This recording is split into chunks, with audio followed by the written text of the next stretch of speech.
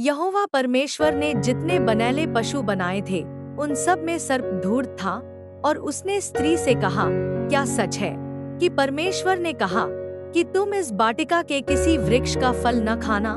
स्त्री ने सर्प से कहा, इस बाटिका के वृक्षों के फल हम खा सकते हैं, पर जो वृक्ष बाटिका के बीच में है उसके फल के विषय में परमेश्वर ने कहा है कि न तो तुम उसको खाना और न उसको छूना, नहीं तो मर जाओगे।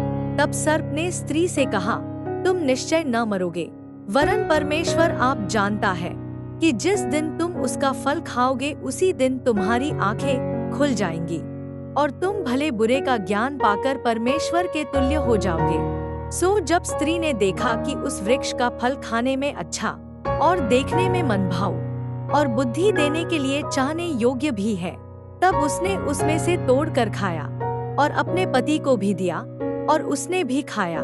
तब उन दोनों की आंखें खुल गई और उनको मालूम हुआ कि वे नंगे हैं। सो उन्होंने अंजीर के पत्ते जोड़ जोड़ कर लंगोट बना लिए। तब यहोवा परमेश्वर जो दिन के ठंडे समय बाटिका में फिरता था उसका शब्द उनको सुनाई दिया। तब आदम और उसकी पत्नी बाटिका के वृक्षों के बीच यहोवा परमेश्वर से छिप गए। तब यहोवा परमेश्वर ने पुकार कर आदम से पूछा, तू कहाँ है? उसने कहा, मैं तेरा शब्द बारी में सुनकर डर गया, क्योंकि मैं नंगा था इसलिए छिप गया। उसने कहा, किसने तुझे चिताया कि तू नंगा है? जिस वृक्ष का फल खाने को मैंने तुझे बरजा था, क्या तूने उसका फल खाया है? आदम ने कहा, जिस स्त्री को तूने मेरे संग रहने को दिया है उसी ने उस वृक्ष का फल मुझे दिया और मैंने खाया। तब यहोवा परमेश्वर ने स्त्री से कहा, तूने यह क्या किया है?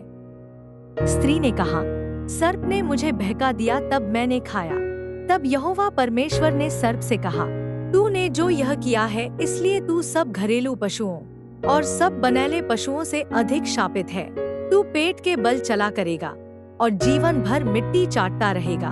और मैं तेरे और इस स्त्री के बीच में और तेरे वंश और इसके वंश के बीच में बैर उत्पन्न करूंगा।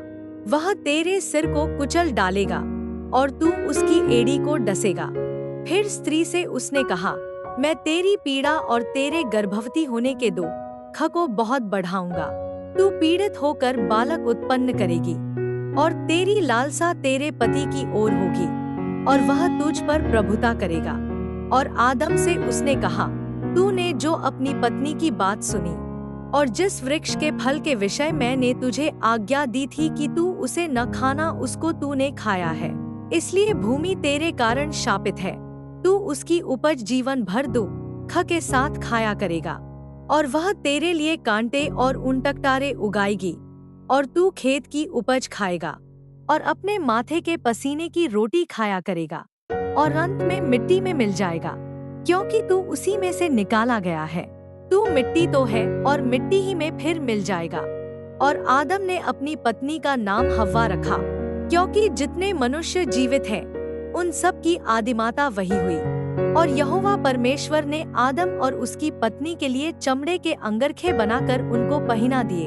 फिर यहोवा परमेश्वर ने कहा, मनुष्य भले बुरे का ज्ञान पाकर हम में से एक के समान हो गया है, इसलिए अब ऐसा न हो कि वह हाथ बढ़ाकर जीवन के वृक्ष का फल भी तोड़ के खा ले और सदा जीवित रहे। तब यहोवा परमेश्वर ने उसको अदन की बाटिका में से निकाल दिया कि वह उस भूमि पर खेती करे जिसमें से वह बनाया गया था। इसलिए आदम को उसने निकाल दिया और जीवन के वृक्ष के मार्ग का पहरा देने के लिए अदन की बाटिका के पूर्व की ओर करूबों को और चारों ओर घूमने वाली ज्वालामय तलवार को भी नियुक्त कर दिया।